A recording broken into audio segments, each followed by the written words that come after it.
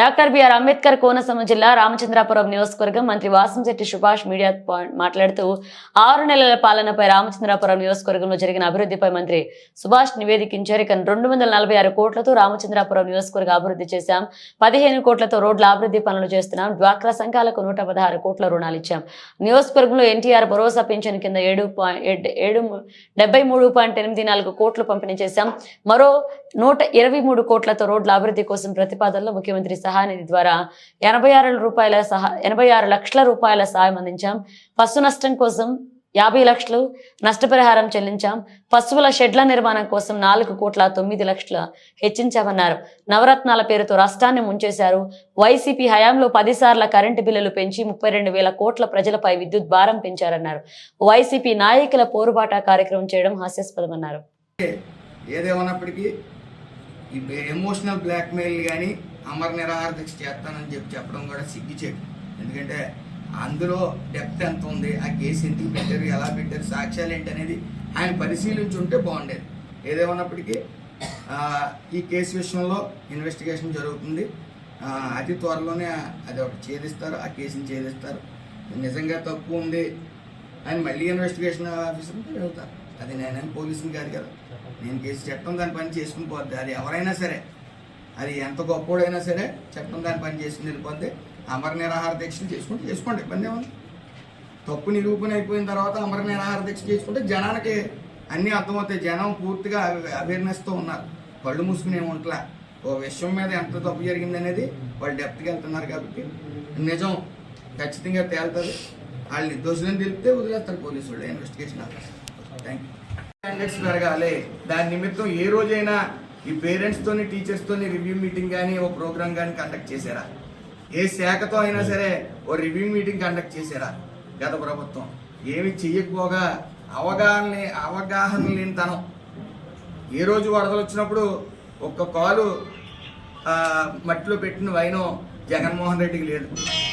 ఏదో హెలికాప్టర్లో తిరుగుతా చక్కర్లు కొడతా చూసారే తప్ప మన నారా చంద్రబాబు నాయుడు గారు విజయవాడ వరదల సమయంలో మరి నిరంతరం ఆ బురద నీటిలోనే తిరుగుతూ పవన్ కళ్యాణ్ గారు సుమారు 4 కోట్ల రూపాయలు, వాళ్ళ ఫ్యామిలీ నుంచి 6 కోట్ల రూపాయలు, సుమారు 10 కోట్ల రూపాయలు రాష్ట్రానికి అందించారు. ఆయన చూడండి, 1 కోటి రూపాయలు ఇచ్చారు, ఎవరికి ఇచ్చారో తెలియదు జగన్మోహన్ రెడ్డి.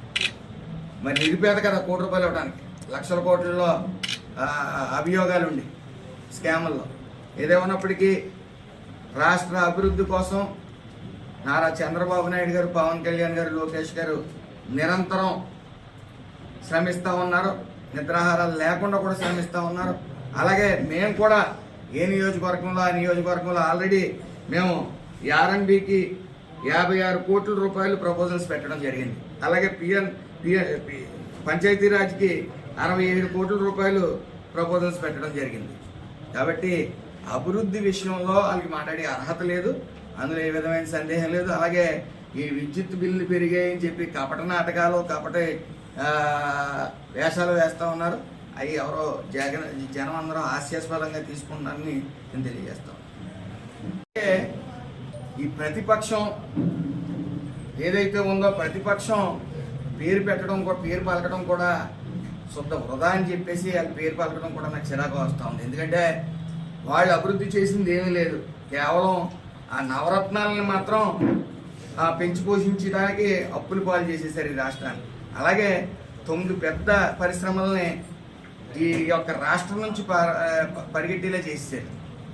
మరి సుమారు ఎన్డీఏ కూటమి వచ్చిన తర్వాత నారా చంద్రబాబు నాయుడు గారు, లోకేష్ గారు, పవన్ కళ్యాణ్ గారి ఆధ్వర్యంలో 1,50,000 కోట్ల రూపాయలు పెట్టుబడులను తీసుకురావడం జరిగింది. అలాగే ఇంచుమించు 32 సార్లు కరెంటు బిల్లు పెంచారు గత 5 సంవత్సరాల్లో. సుమారు 32,000 కోట్ల రూపాయలు 32,000 కోట్ల రూపాయలు ప్రభుత్వం మీద భారం వేయించడం జరిగింది, ప్రజల మీద. అలాగే ఈ రోజున కపట నాటకం ఆడి ఉద్యమాలు చేస్తూ ఉన్నారు. అసలు ఏ అర్హత ఉంది? గత 5 ఏళ్ళలో వాళ్ళు చేసిన అభివృద్ధి ఏంటి? రాష్ట్ర ఆర్థిక అభివృద్ధి కుంటుపడింది. ఈ పరిశ్రమల వల్ల మన రాష్ట్ర ఆర్థిక అభివృద్ధి పెరుగుతుంది, దాని మీదే దృష్టి పెట్టారు. అలాగే సుమారు 1,50,000 టీచర్ పోస్టులు గతంలో ఈ యొక్క టీడీపీ పార్టీ ఇవ్వడం జరిగింది. ఏ రోజైనా ఒక పోస్ట్ ఇచ్చారు ఆయన. మళ్ళీ అధికారంలోకి రాగానే 16,000 పోస్టులు, మరి 16,000 పోస్టులకి భర్తీ చేయడానికి డిఎస్సి పెట్టడం జరిగింది. ఏ విధంగానే డెవలప్ చేయకుండా ఏదో ప్రజల మధ్యకి ఇవ్వలేదని చెప్తా ఉన్నారు. ఒకటి మాత్రం గుర్తించాలి, గతంలో అమ్మఒడి పేరుతో సంవత్సరం తర్వాత ఇచ్చేది వైసీపీ ప్రభుత్వం. మేము కమిట్ అయి ఉన్నాం. ఖచ్చితంగా స్కూల్లో పిల్లల ఆరోగ్యం విషయంలో ప్రోగ్రెస్ కార్డుతో పాటు వాళ్ళ యొక్క ఆరోగ్య వివరాలు కూడా అందులో పొందుపరుస్తున్నాం.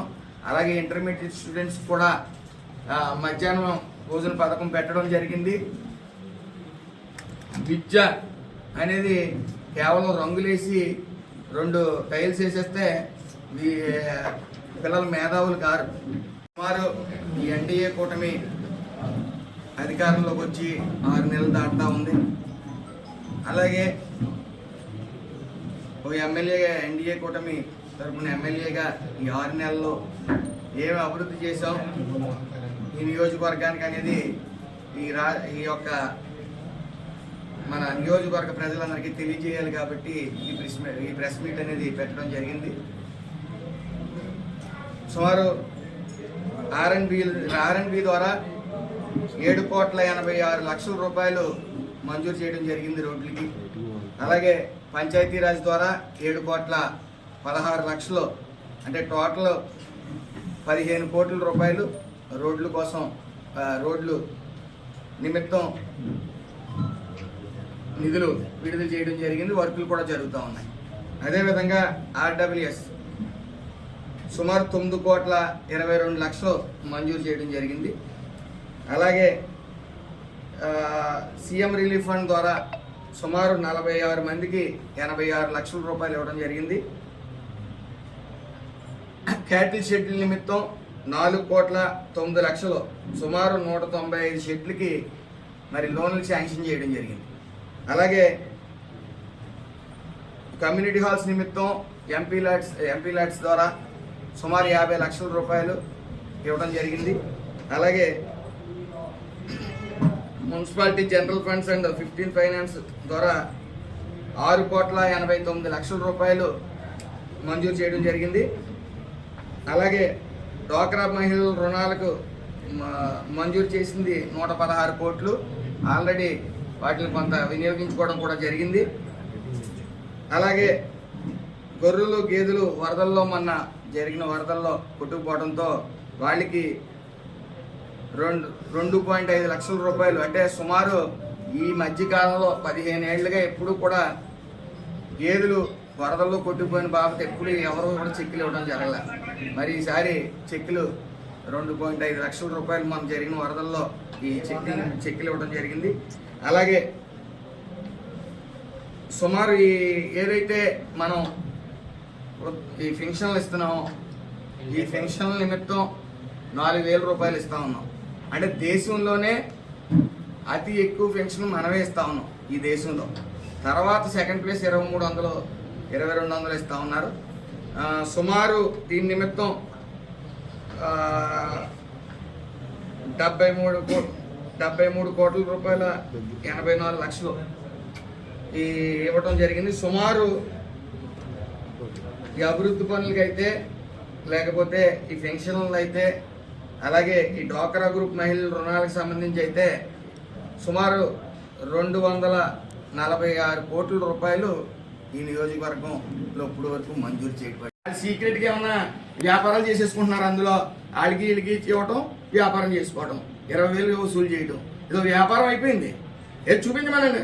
నా తండ్రి కానీ నేను కానీ అక్కడికి వెళ్ళిందని దాని అభియోగం ఏదో అదే అన్నాను. ఆధారాలు లేని అభియోగాలు చేస్తూ ఉన్నారు. ఆధారం చూపించమనండి. నేను ఇన్స్పెక్షన్కి వెళ్ళాను, అక్కడ వర్క్ ఎంతవరకు అయ్యిందని. ఆ వర్క్ ఇంకా కంప్లీట్గా అంది. అక్కడ ఆవిడ సర్పంచ్ ఆవిడ తాళాలు తీసుకుందని చెప్తున్నారు. ఇదిగో రికార్డెడ్గా ఇదిగో ఆర్జీ పెట్టుకున్నారు సర్పంచ్ గారికి పెళ్ళోళ్ళు, వాళ్ళు పెళ్లి శుభ్రాకులు. ఇదిగో ఏంటి ఇంకేం ఆధారాలు కావాలా? మళ్ళీ ఇన్వెస్టిగేషన్ ఆఫీసర్ వేసారు. ఏమి ఉండే ఒక అవగాహన ఉంటే ఇది బ్లాక్మెయిల్ రాజకీయాలు, ఆవిడేమో ఎమోషనల్గా నేను చనిపోతాను నా మీద కేసు పెడతాను ఆవిడ అన్న, ఈయనేమో మా ఆమరణ నిరాహార దీక్ష చేస్తాను మా అమూల్ బేబీ అంటారు. ఏంటి ఎందుకు చేసేస్తారు ఆమరణ నిరాహార దీక్ష? తప్పులు చేసి తప్పును ప్రోత్సహిస్తా ఉన్నారా? అదే వేణు గారు ఉన్నారు, వేణు గారు అవినీతి ద్రాక్షారంలో 11 సంవత్సరాల క్రితం వేసిన లేఅవుట్ మట్టిగా పెట్టామని ఫీలింగ్ వచ్చింది. అలాగే అదేంటది ఈ క్రాప్ ఇన్సూరెన్స్ పేరు మీదట సుమారు రైతులు ఎవరైతే ఓనర్లు ఉన్నారో వాళ్ళు కాకుండా కౌలుదారులని పేర్లు పెట్టేసి వాళ్ళ అకౌంట్లో వేసేసుకున్న బాబతే ఖచ్చితంగా ఉన్నాయి. అవన్నీ బయటెడతాం, ఆధారాలు ఉన్నాయి. మొత్తం అవినీతిమయం, ద్రాక్షారంలో అవినీతిమయం, రామచంద్రపురం హాస్పిటల్ అవినీతిమయం. నేను వచ్చిన తర్వాత ద్రాక్షారం ప్రక్షాళన చేయడం జరిగింది. అలాగే ఈవో సస్పెండ్ అవ్వడం జరిగింది. అందులో ఉద్యోగులు 3 సస్పెండ్ అవ్వడం జరిగింది. వాళ్ళు ఇంటర్నెట్ కట్ చేసేయటం, ఆ స్లిప్ మీద 15 మంది వస్తున్నారు 20 మంది వస్తున్నారని స్లిప్ మీద రాసేసి డబ్బులు వసూలు చేసి పంపేయడం. దానికి వాటా నాయకులకి. మరి ఎవరో తీసుకుని వచ్చింది, ఎవరో వేణుగోపాలకృష్ణ తీసుకుని వచ్చింది ఎవరో, ఈయన బోస్ గారు కాదా? అంటే మరి బోస్ గారు ఆ నీతి పరుడని చెప్పుకుంటా ఇన్నాళ్ళు అవినీతి జరుగుతున్నప్పుడు ఎందుకు ఊరుకున్నాడు ఆయన? లేదు అవినీతి జరగలేదు చెప్పమనండి. తండ్రి కొడుకులు ఇద్దరిని వచ్చి మా వేణు చాలా అవినీతి నీతి పరుడని చెప్పమనండి. నేను ఆ ఆధారాలు మొత్తం చూపించాను. ఆయన ఓటాలు మాట్లాడేసుకున్నారు వీళ్ళు, వేణు బోస్ గారు అబ్బాయి ఓటాలు మాట్లాడేసుకుని వాళ్ళు గుర్తులేదు 5 ఏళ్ళు. పోరాటం చేయాలి కదా వాళ్ళు అవినీతి మీద. మేము నీతి పరులు అంటే సరిపోయిందా? ఏమి చేయకుండా ఈ రోజున ఏ అభియోగాలు పిచ్చి అభియోగాలు చేస్తా ఉన్నారు. సాక్ష్యాలన్నీ అక్కడ క్లియర్గా ఉంటాయి. ఏదేమన్నప్పటికీ గత 5 సంవత్సరాల్లో ఎంత అవినీతి జరిగింది, ఇదే విలేకరులు మీరు కూడా పోరాడారు అవినీతి మీద కాదంటారా? ఇవన్నీ వాళ్ళ నీతి కౌరులు దెయ్యాల వేదాల వల్లించినట్టున్నాయి. ఆ రోజు వేణుగారిని తీసుకుని వచ్చి పెట్టి ఓటాలు పంచుకున్నారు. ఏ రోజైనా మాట్లాడారా అవినీతి మీద? బోస్ గారు రాజ్యసభ సభ్యుడు అయ్యుండి ఈ అమీల్ బేబీకి ఏమీ తెలీదు, మనకందరికీ తెలుసు. మా డాడీ మా అంకుల్ అంటానే తిరిగాడు ఎలక్షన్లో. లాస్ట్న ఓడిపోయిన తర్వాత 3 సార్లు తిరిగిన 4 సార్లు తిరిగిన ప్రజలను మోసం చేశారు అన్నాడు. ఇది అవగాహన. ఏదేమైనప్పటికీ గత 5 ఏళ్లలో ఏ అవినీతి జరిగిందో క్లుప్తంగా మా దగ్గర డీటెయిల్స్ ఉన్నాయి. అవన్నీ కూడా లేఅవుట్లు, జగనన్న లేఅవుట్లో జరగని అవినీతి లేదు. 10 సెంట్లు కూడా ఆ తాలూకా వాళ్ళు రాసుకున్నారు. అన్ని ఆధారాలు మా దగ్గర ఉన్నాయి. మొత్తం అన్ని ఆధారాలతోని విజిలెన్స్ కప్ చెప్పడం జరుగుతుంది.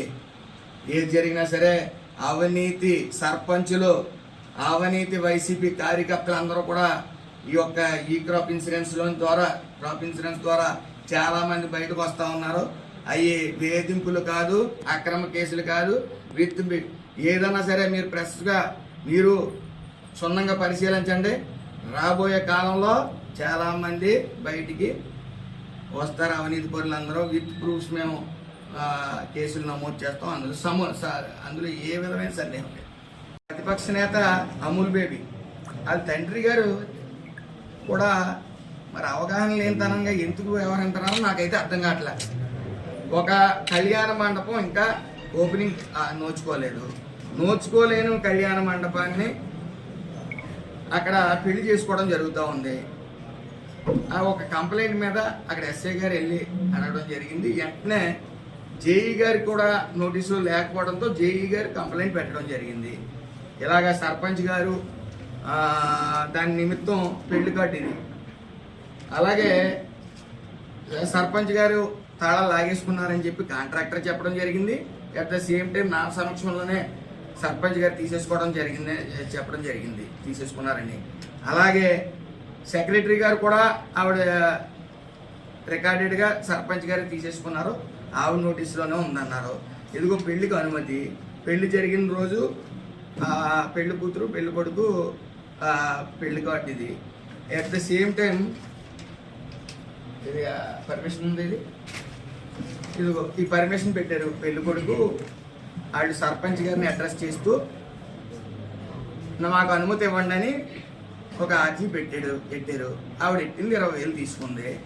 తీసుకున్న తర్వాత బోస్ గారు ఏం చేయాలా, కేసు పెట్టారు అన్నప్పుడు ఎస్ఐ గారిని వెళ్ళి ఏ రకంగా పెట్టారు కేసు, ఆ కంప్లైంట్ ఏంటి, ఎవరెవరు ఇచ్చారనేది అడగాల. అడగకుండా అన్యాయం అయిపోయింది అంటారు ఆయన. ఈవిడేమో చచ్చిపోవాలనిపిస్తుంది నాకని ఏదో అంటా ఉందా. ఏది నేనేదో ఉన్మాదన్నాను ఏదో. ఇది ఆధారాలు లేని అభియోగాలు చేస్తే అలా. ఆవిడ ఎవరో కూడా నాకు సరిగ్గా తెలియదు. ఆవిడ ఏదో పార్టీలోకి నన్ను ఆహ్వానించారు. ఆవిడ ఏంటండి, ఆవిడ ఎవరిని ఎలా నగ్గిందో వెంకటాయపాలెంలో అందరికీ తెలుసు. అక్కడ బడా నాయకుడు ఉన్నాడు, ఓ బడా నాయకుడు వైసీపీలో ఉన్నాడు, ఎమ్మెల్సీ గారు, ఆయన నగ్గించుకున్నాడు. ఆయన ప్రభావంతో ఇవి నగ్గింది. ఈవిడ వెనకాల ఇద్దరు కూడా ఉంటారని అందరికీ తెలుసు. పైగా మాకు అక్కడ ఎంపీటీసీ ఉన్నారు వెంకటేశ్వరి గారు. ఆవిడ 153 ఓట్లతో మెజార్టీతో నగ్గింది ఆవిడ. అలాంటి నాయకురాలను వదిలేసి ఈవిడ ఎందుకని మాకు? అసలు నేను అధికారంలోకి వచ్చిన తర్వాత ప్రెస్ ముఖంగా నేను స్టేట్మెంట్ ఇచ్చాను, వైసీపీ వాళ్ళు గేట్లు మూసేసాం, మేము ఎవరో తీసుకోమని. ఈవిడ ఏ స్థాయి నాయకురాలని మేము ఆహ్వానించేస్తాం? మేము అభియోగాలు చేసేసారు అంటున్నారు. ఎందుకు చేసాం? ఇప్పుడు ఎమోషనల్ బ్లాక్మెయిల్ చేస్తూ ఉన్నారు. ఎమోషనల్ బ్లాక్మెయిల్ ఏంటి? నేను చచ్చిపోతాను అయ్యాను. అసలు తప్పులు చేసి చచ్చిపోతానని మాట్లాడటం ఏంటండి అసలు? ఇదిగో రికార్డెడ్గా, అన్నీ రికార్డెడ్గా ఉన్నాయి. ప్రూఫ్స్ చూపించమనండి. ఆవిడ లేదని వాళ్ళ భర్త గారు అక్కడే తిరుగుతూ ఉన్నారు పోలీసు వెళ్ళేటప్పటికి. ఆయన సిగ్నల్ కూడా తీసుకోవడం జరిగింది. ఆయన పని ఏంటి? ఆడికి సచివాలయంలోకి వెళ్ళి జూనియర్ అసిస్టెంట్ మీద కేకలేసేస్తున్నాడు భర్త. ఆయన పని ఏంటి? ఆయన ఉద్యోగం చేసుకోకుండా ఈ సర్పంచ్ ఉద్యోగం ఆయన చేస్తూ ఉన్నాడు. ఇలా తప్పుల్ని అన్యాయమైన కేసులు పెట్టేసామంటున్నారు. ఏం కేసులు పెట్టాం మేము?